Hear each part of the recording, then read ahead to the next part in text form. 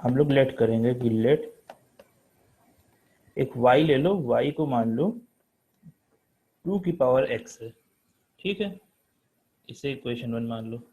तो फिर हमें निकालना क्या है, then we need to find, क्योंकि हमें 2 की पावर x को डिफरेंशिएट करना है, तो एक्चुअली इस जो सपोजिशन हमारा है इसके अकॉर्डिंग हमें क्या फाइंड करना है, then we need to find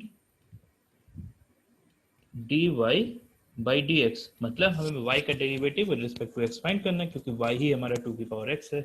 अच्छा, अब फ्रॉम वन टेकिंग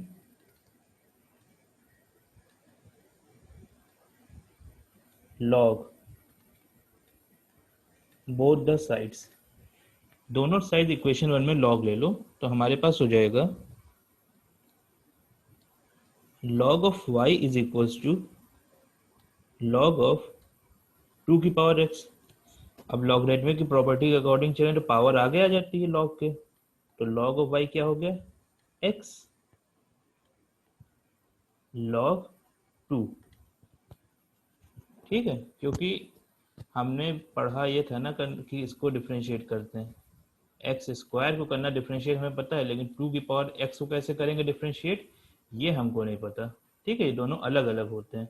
इसको तो इजीली कर सकते हैं, लेकिन इस वाले को कैसे करेंगे ये हमें नहीं आता, तो इसके लिए क्या करते हैं, y के इक्वल इसको लेट करके दोनों साइड log ले लो, हमारे पास एक्सप्रेशन आ गया log y is equals to X log 2।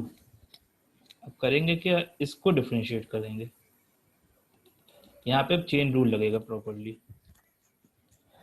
क्या होगा, इसको मान लो equation number 2, differentiating 2 with respect to x, 2 को अब x के रिस्पेक्ट में डिफरेंशिएट करेंगे, होगा क्या, अब यहाँ चेन रूल लगेगा, देखो क्या होगा, ध्यान से देखना चेन रूल वाला, वैसे तो चेन रूल शायद समझ में आ गया हो, ये हो जाएगा d by D x of log of y is equals to d by D x of x log 2, ठीक, बता रहे हैं उसके अकॉर्डिंग अगर देखो तो सबसे पहले चेन रूल के अकॉर्डिंग सबसे पहले एलएचएस में देखो, जो डेरिवेट हमें करना है उसमें कौन सा फंक्शन है, पहले y है फिर x है, तो चेन रूल के अकॉर्डिंग हम पहले लॉग के रिस्पेक्ट में करेंगे फिर y को लेंगे, तो लॉग के रिस्पेक्ट में जो डिफरेंशिएशन करेंगे डिफरेंशिएशन, तो हमारा हो जाएगा 1/y, लेकिन अब लॉग के साथ जो फंक्शन कंबाइन है उसका प्रोडक्ट मल्टीप्लाई होगा, उसके डेरिवेटिव का प्रोडक्ट मल्टीप्लाई होगा, मतलब क्या मल्टीप्लाई होगा, d by D x of y, ये मल्टीप्लाई होगा, क्योंकि यहाँ पे y जो है हमारा कोई कांस्टेंट नहीं है, y एक फंक्शन है x का, तो उसका डेरिवेटिव मल्टीप्लाई हो जाएगा। दूसरे साइड क्योंकि log 2 एक कांस्टेंट क्वांटिटी है, इसका डायरेक्टली डेरिवेशन डिफरेंशिएशन हम लोग कर सकते हैं, तो ये हो जाएगा log 2, ठीक, प्रोडक्ट रूल के अकॉर्डिंग करेंगे तो log 2 आ जाएगा, x का डिफरेंशिएशन 1 हो जाएगा, ठीक है। अब y को साइड भेजो, तुम्हारे पास आएगा dy by D x is equals to y log 2, ठीक, और हमको अगर देखा जाए एक्चुअल में हमें फाइंड क्या करना था, देखो यहाँ पे लिखा क्या है, we need to find dy by D x, हमें dy बाई डी एक्स को ही तो फाइंड करना था, तो जब तक डिफरेंशिएशन में dy बाई डी एक्स का टर्म नहीं आएगा तो हमारा आंसर पूरा कैसे होगा, तो dy बाई डी एक्स का टर्म ऐसे ही आता है, हमें dy बाई डी एक्स करना था log y को, यहाँ पे हम कर रहे थे d by D x log y को, तो चेन रूल के अकॉर्डिंग एक फंक्शन उसके अंदर दूसरे फंक्शन उसके अंदर तीसरा फंक्शन ऐसे होता है, तो हम लोग सबसे बाहर वाले फंक्शन को डिफरेंशिएट करते हैं, उसके साथ जो बाकी उसके अंदर फंक्शन होता है उनका डेरिवेटिव मल्टीप्लाई कर देते हैं, तो लॉग के रिस्पेक्ट में किया तो 1/y हो गया, और मल्टीप्लाई क्या हो जाएगा d by D x of y. अब क्योंकि y x का फंक्शन है तो इसका derivative dy by D x की तरह ही लिखा जाएगा, ठीक, जब भी जैसे कोई फंक्शन है तुम्हारे पास, मान लो तुमने लिया capital K is equals to x square, तो हम लोग इसको d d K by D x ही तो लिखेंगे, यही इसी की तो वैल्यू 2x के इक्वल है। तो वैसे ही यहाँ पे जब dy बाई डी एक्स आया तो डी वाई एक x का फंक्शन है तो उसको dy बाई डी एक्स लिख दिया इक्वल्स टू, ये y इधर मल्टीप्लाई हो जाएगा y log 2। अब फ्रॉम 1 अगर इक्वेशन 1 के अकॉर्डिंग चलें तो हमारा y क्या है, y एक्चुअली है 2 की पावर x। तो जो ये आया है इक्वेशन नंबर 3, इक्वेशन नंबर 3 में y की वैल्यू 2 की पावर x पुट कर दो तो आएगा dy by D x is equals to 2 की पावर x log ऑफ 2। ये होगा हमारा आंसर।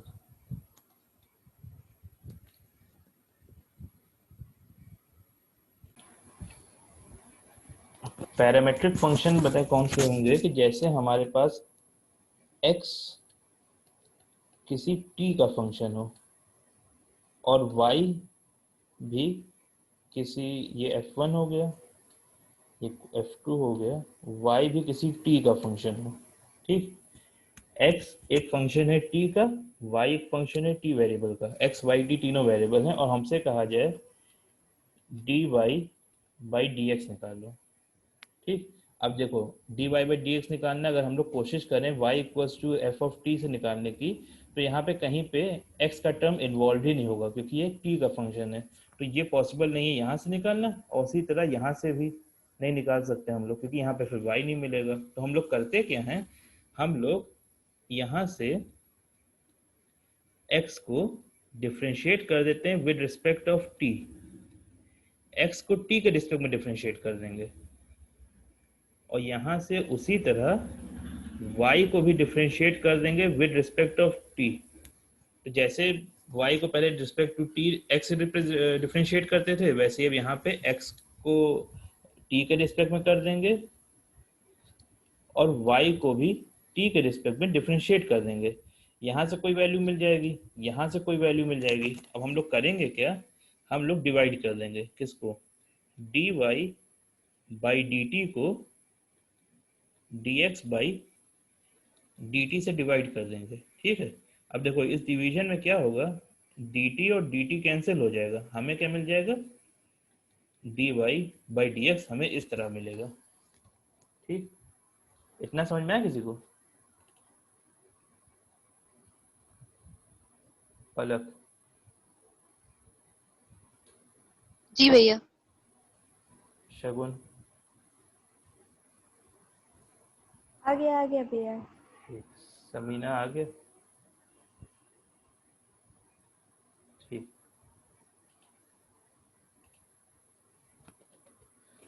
अब इसको देखो कैसे करना है, एक एग्जांपल इसके ऊपर दिखाते हैं। इतना नोट करना है तो नोट कर लो, फिर आगे बताएंगे एग्जाम।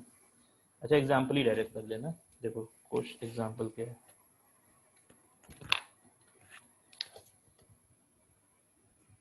लिखा है if x equals to t square plus 1 and y is equals to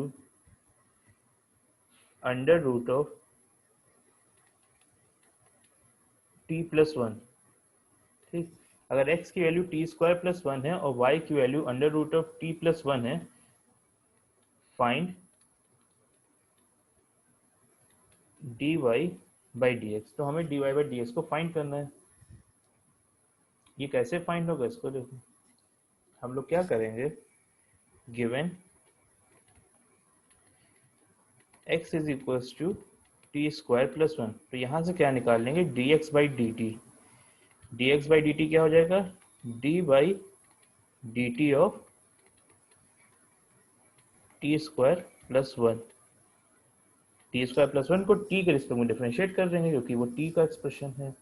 ये हो जाएगा टी स्क्वायर का हो जाएगा 2t और 1 का 0 हो जाएगा। तो यहाँ से हमें मिला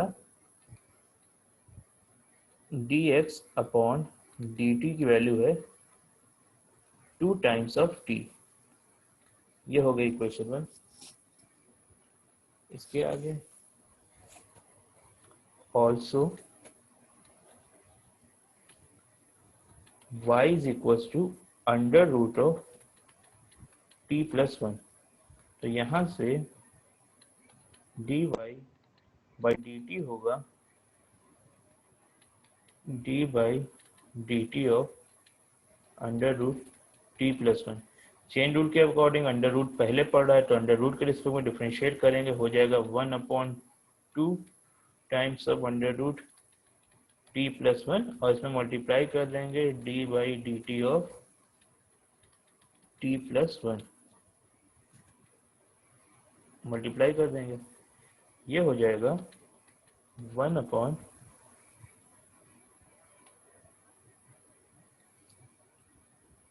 अभी हो सकता है 40 मिनट में मीटिंग खत्म हो जाए तो दोबारा ज्वाइन कर लेना तुम लोग, ठीक है, फिर से ज्वाइन करना।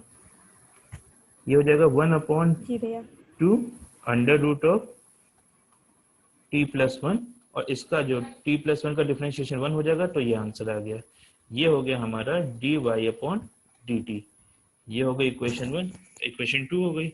अब इजीली हम दोनों को डिवाइड करके d y by D x find कर सकते हैं। यहाँ से d y by D x होगा d y by d t upon d x by d t, ठीक। तो d y by d t की वैल्यू आई है हमारे पास 1/2 times of under root t plus one, और d x by d t है 2 times of T.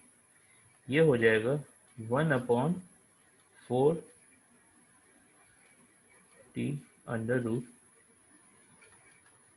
T plus one. ये होगा हमारा आंसर, और यही है d y by D x की वैल्यू, ठीक। इसमें किसी को प्रॉब्लम हो तो पूछ सकता है।